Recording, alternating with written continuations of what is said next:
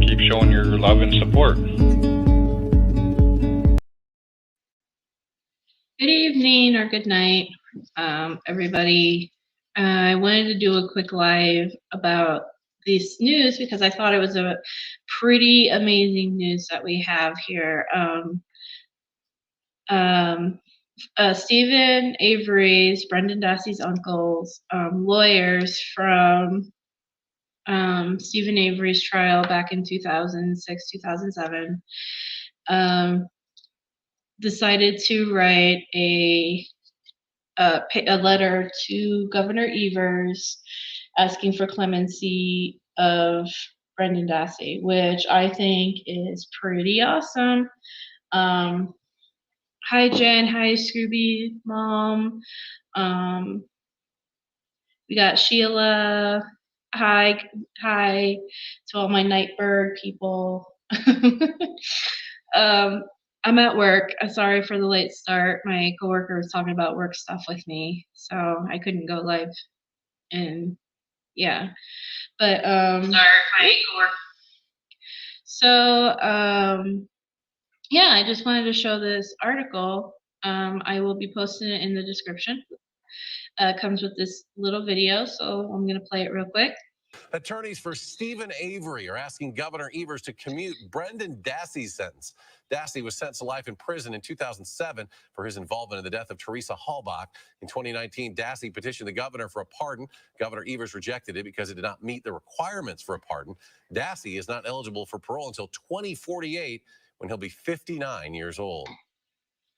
All right, so that's the little video that comes with it. The article, 16 years after Brendan Dassey was arrested in the death of Teresa Halbach, attorneys who represent Dassey's uncle are asking Governor Tony Evers to commute his sentence. By constitutional design, you can be a governor of grace, not of cruelty or cowardice. We urge you now to be exactly that, says attorneys Dean Strang and Jerry Buting wrote in a letter to the governor this week, asking him to shorten Dassey's sentence. Evers has granted more pardons than any other governor in Wisconsin's history, but has not granted clemency in any cases during this term. Dassey petitioned the governor for a pardon in 2019, which Evers rejected, because he did not meet the requirements for a pardon, specifically that a sentence needs to be completed and that registered sex offenders cannot be pardoned. So basically, because Brendan is still incarcerated and he is technically a registered sex offender due to the nature of the crime he was convicted of, there are actually 3 qualifications, I believe. One is you have to complete your sentence, and I believe the other one is that it has to have been 5 years since completing your sentence too. So you have to have gone 5 years since you've been released. And you have to also show that you've been in good standing with your community and all that. The people that generally pardon have done that. Evers also said at the time he is not considering requests for commutation, because that's technically what Brendan is asking for, is a commutation, which is forgiveness of his sentence, not necessarily a pardon. Is you pardon? There's like 3 different things: pardon, clemency, and commutation. I'm gonna have to Google this real quick because it's escaping me. So a clemency is general term used for the act of reducing the penalties of a crime, similar to a commutation. So that's also something Brendan could go for.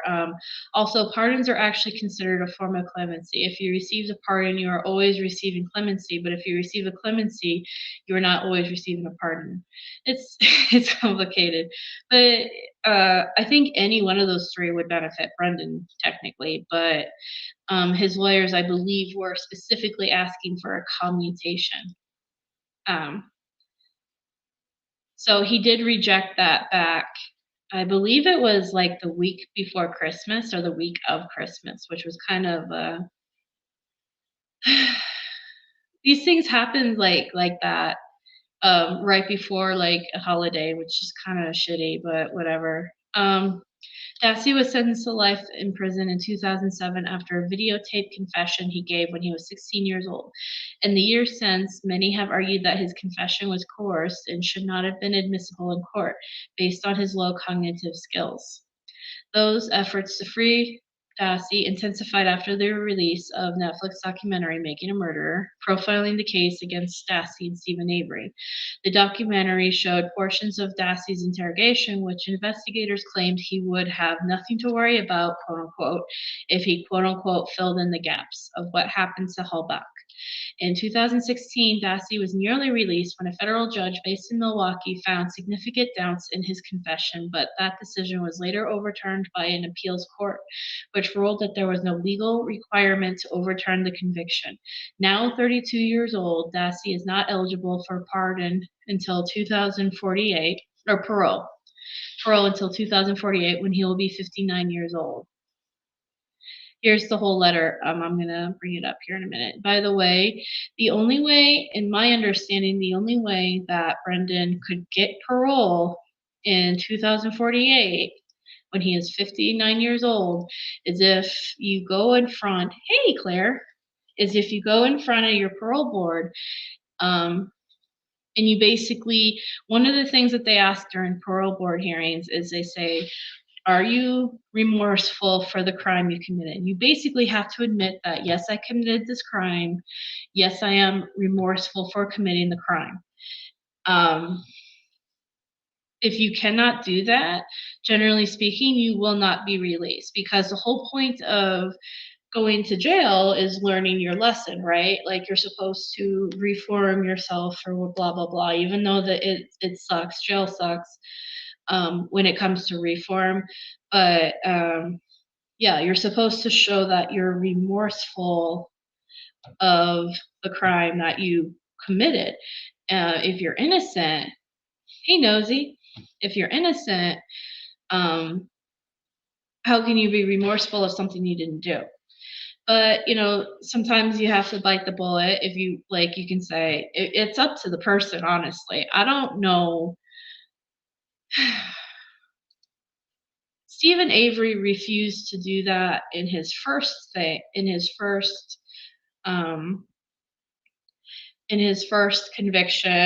in 1980, what was it, 87, 86, 87, all the way up to 2000 and something. I forget the exact dates.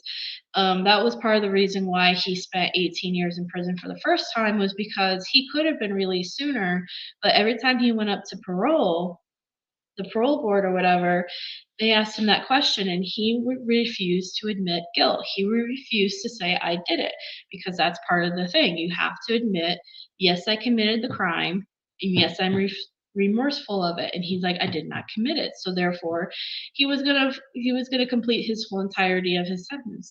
Brendan has life with parole. So if he gets up to parole, technically he could be in there for the rest of his life if he doesn't admit to guilt. I don't know what Brendan would do. I've never asked him that question. To me, I don't even want to think about it. But I just wanted to kind of bring that out there, as far as this article goes, when they say, I mean, when he's eligible for parole. I don't even know what his answer would be for that either. I don't know. But anyway, so here's the letter. Let me bring it up. So I just also want to say that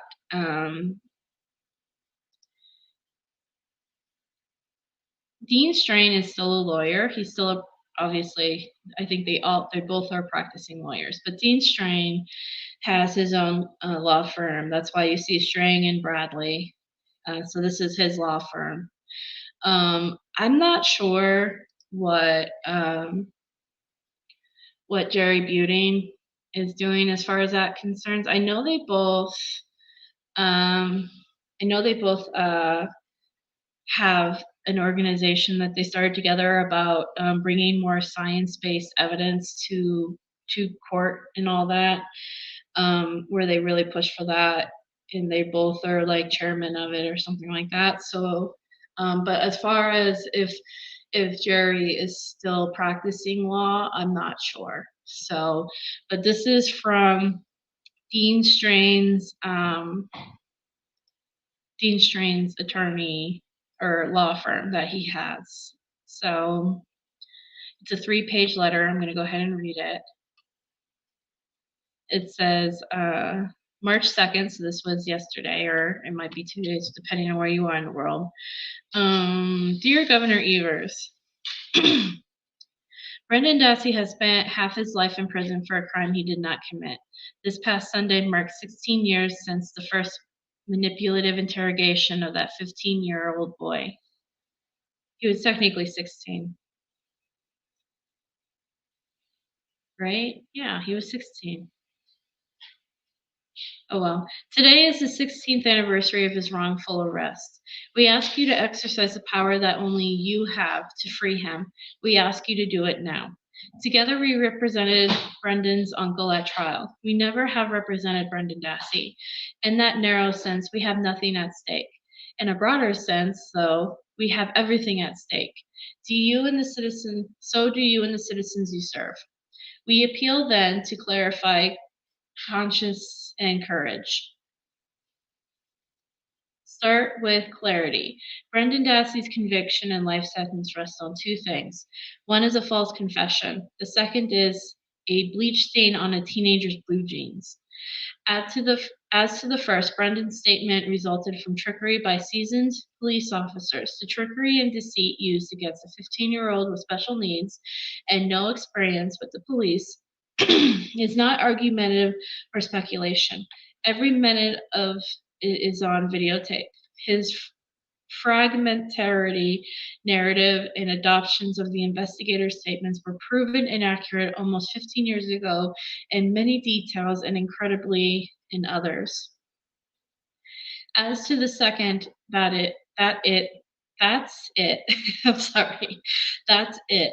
The total corroboration of Brendan's involvement in any crime, before, during, or after, was unexplained small bleach stains on a leg of a boy's blue jeans.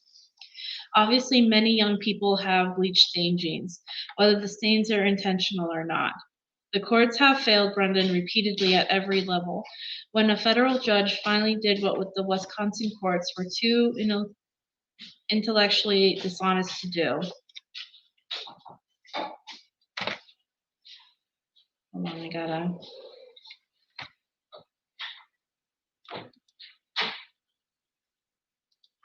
Okay. Wrong way. Acknowledged that Brendan's bogus confession was obtained unlawfully. He was overruled by the slimiest majority hidden disingenuously behind a bad statue. The Federal Court of Appeals ruled by 1 vote, 4-3, that although the Wisconsin courts may have been wrong, they were not so clearly wrong that no reasonable judge would have agreed with them. In other words, be Brendan ever so innocent, defrauded of his federal constitutional rights and wrongly convicted, a federal court did not fix it. I'm sorry, I'm really bad with fancy words. Okay, so excuse my stumbling. This is like in school all over again. All right, this is why we write today about Brendan. Wait, did I skip it? Here, yeah. Then the U.S. Supreme Court declined to hear his case, as the Wisconsin Supreme Court had earlier. The failure of the courts was complete. That leaves executive clemency, which exists to correct injustice when courts won't or can't. This is why we write today about Brendan, not about our own former client, Stephen Avery. We think he, too, was wrongfully convicted and should be free. Others disagree, but either way, Stephen still has judicial remedies. By contrast, Brendan's case now is yours. You can duck and shift responsibly as the courts have in the end, or instead you can fill your oath and office As governor of Wisconsin, you alone have the constitutional power of clemency. No one else can exercise it. You rightly have granted pardons to deserving people who long ago finished their sentences, so you know that. Important as they are to former offenders long since released, though, pardons do nothing to address mass incarceration. Commutations can. Yet you have refused in your first 3 years as governor even to consider exercising this mildest power to commute or cut short a sentence. By refusing to consider commutation, you have neglected thousands of Wisconsin prisoners with unfair convictions. Many there were exemplary rehabilitation. Some can show that, or sentences simply too harsh. Many, maybe most, are. In all, by indicting a constitutional power of your office, you fail the duty to the people you serve. Wisconsin deserves a governor who fulfills the entire role the state constitution assigns that office, not just the parts that require less clarity, conscience, and courage. It's time to act as governor, not as part of one. We ask that you make your first commutation, Brendan Dassey. Send him home where he belongs since 2006. Then follow that by using the power of clemency that you alone can use. Use it not just to pardon people freed years earlier. To your credit, you are doing that. But use it also to cut the sentences of deserving others. In short, act to reduce our staggeringly overgrown prison population, starting by not ending with Brendan. By constitutional design, you can be a governor of grace, not of cruelty or cowardice. We urge you now to be exactly that. Brendan Dassey, many others in prison, and citizens of Wisconsin will benefit from that grace. There is nobody else to whom the people of the state can turn for clemency. A governor who does not exercise this full clemency power of the office then is no governor at all. That occupation of only part of the office is, in real sense, graceless. Sincerely, Dean Strang. Oh, see, I guess jury buting is part of a thing. Okay, so Dean Strang from Strang and Bradley, and then Jerome F. Buting from Buting, Williams, and Stillings. So yeah, there you go. Sorry for all the errors. My first thoughts are reading the letter in full. It's kind of alarming to me the way they present it, because they're basically saying Stephen Avery still has options, Brendan Dassey does not. And this is basically Governor Evers is the only person that could really help Brendan Dassey. And that kind of makes me sad inside, because I hope that there are more options for Brendan other than Governor Evers. Everyone, like Linda, if Linda was here, she would say that there is options. There's something that they can file, and I can't really remember it off the top of my head. And I know Laura and Nyrider and Steve Drizzen have mentioned that there are other options, so I'm hoping that there are. But in the context of this letter, it kind of sounds like Dean Strang and Jerry Buting are saying, like, you're it, Governor Evers. It's basically on you. And I guess in a lot of ways that's true. And it's very powerful to know that even though they say, yes, we believe Stephen Avery is innocent of committing this crime, but Brendan is very deserving of clemency. I think that's a very powerful statement from them. Because he is very deserving of this. Is something that a lot of people that I know struggle with Stephen's innocence. But they have no question about Brendan. And I guess, they're basically highlighting that, saying like, Stephen, you may agree he's not innocent, but we can all agree that Brendan's innocent. So, and yeah, it's the truth. Governor Evers has been the governor for this long, hasn't even considered freeing Brendan or anybody. Before he got elected, he promised, one of his promises was that he was going to reduce prison population, and he has yet to do that. There's been no steps to doing that taken by Governor Evers. And one of the easiest, simplest, and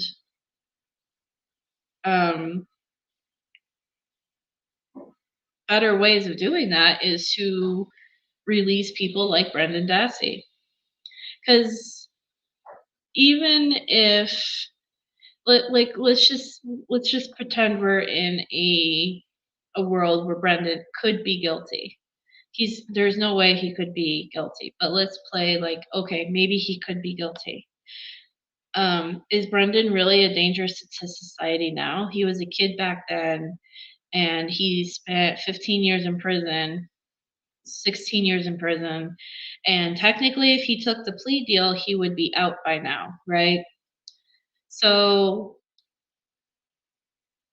would he be considered a danger to society if you release this guy? No, because he would have fulfilled he would have fulfilled his sentence. He would have been out already. He would have, been a productive member of society. He would have, you know what I mean? So what's the difference now? He's innocent, right? So why not release him? There's no reason to keep him in there. So that's what I like. If you take people like Brendan's case, they're the perfect people to help reduce the prison population. Brendan is the perfect start for that. So I hope this letter reaches Governor Evers and if I don't, he's got 250 experts in the field of wrongful conviction and psychology and all that. And now he's got 2 very distinguished lawyers who work with other wrongful convictions. I don't know what more Governor Evers needs other than a lightning bolt from God saying, you need to do this. I know I say this every year, but for the last 6 or 7 years that I've been involved in this, but I really do hope that this is the year that something happens. I didn't realize, by the way, I mean, I did know it's been a while, but 2019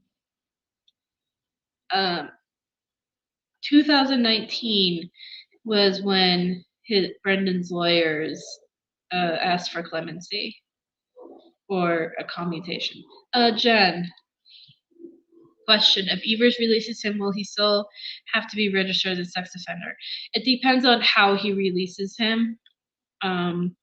If he releases him and Brendan still is technically guilty, quote unquote, but he's showing him mercy on his sentence, and he probably would still have to be registered as a sex offender, yes.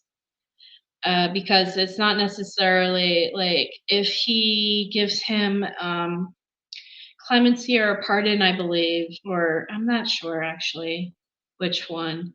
But if he's released and they're like, okay, you're still guilty, but we're giving you mercy on your sentence and you can go, then he probably still will have to be registered as a sex offender.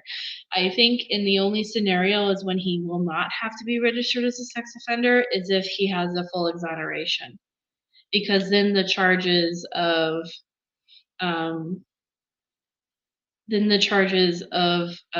because basically he was charged with rape. So then the charges of rape would drop if he had a full exoneration and he wouldn't have to register as that. I think so, but when it's a fight for pardon, then he will be cleared completely. Let's just get him home anyway. Yeah, I used to think, I mean, I still think this. I just want him home irregardless of how he gets home, as far as pardon, clemency, exoneration.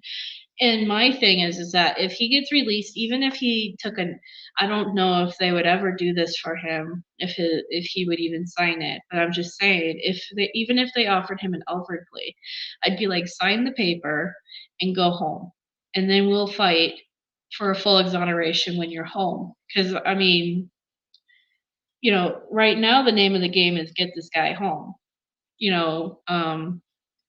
Once he's home, we can still fight.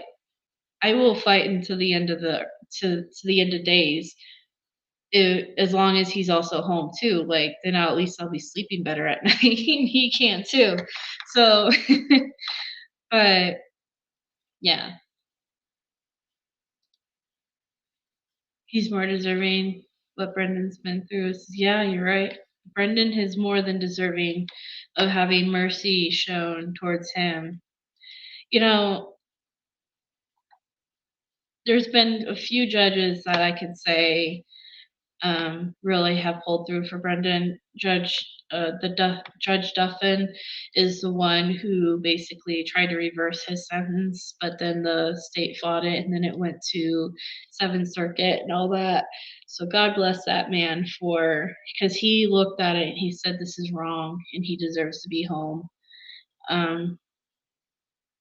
There are 2 judges that I know for a fact that were pro Brendan during the 7th Circuit. Diane Wood, who did the quote, watching what the investigators did made her skin crawl. Hey, Millbilly. What is that symbol? Is that a high five prayer? I'm sorry. My eyesight. I got my new glasses today, so it's a little bit better. But yeah, Judge Duffin, Diane Wood, and then there's the other one that I can't remember her name right now. I'm bad with names, but like from the beginning to now, Brendan really hasn't caught a break. And Governor Evers, he is his last saving grace as far as having someone to finally step up and to say this is wrong and this kid needs to be home. I sent everyone a postcard. These things, that's something you could write on the back of the postcard when you send it to Governor Evers, saying, you are Brendan's hope. You can be that man that goes down in history that shows mercy and kindness. You can be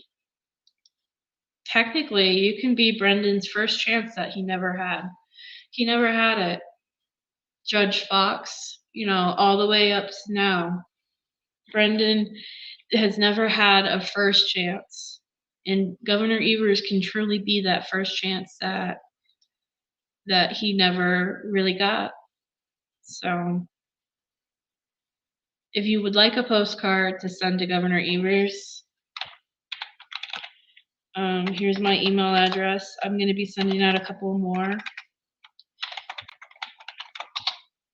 to people to send to Governor Evers. My idea is basically to get everybody around the world to send Governor Evers a postcard with the Free Brendan Dassey on it, asking for clemency. I'm going to have a bunch more printed out for rally, so I could hand out these cards and then have people write a little message, and then at rally after the rally I was going to mail them to Governor Evers there too, so he can get a whole bunch at there. So, but email, write, tweet this letter to Governor Evers. Heck, even email it. Let's remind him that we're all watching him and we're all waiting, and Brendan's waiting too. I'm not sure, John. I know Laura posted it, so I would imagine if Laura saw it that she's gonna tell Brendan next time they have that Brendan has like a little phone call with them. I think it's like once a month. So I'm sure Laura would have mentioned it soon or will. I know I'm going to be hearing from him Saturday and I'm probably going to tell him about it because I think it's great news. I think it's awesome.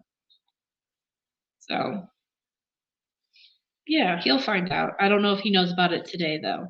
He probably does. He might have called his mom and she probably told him.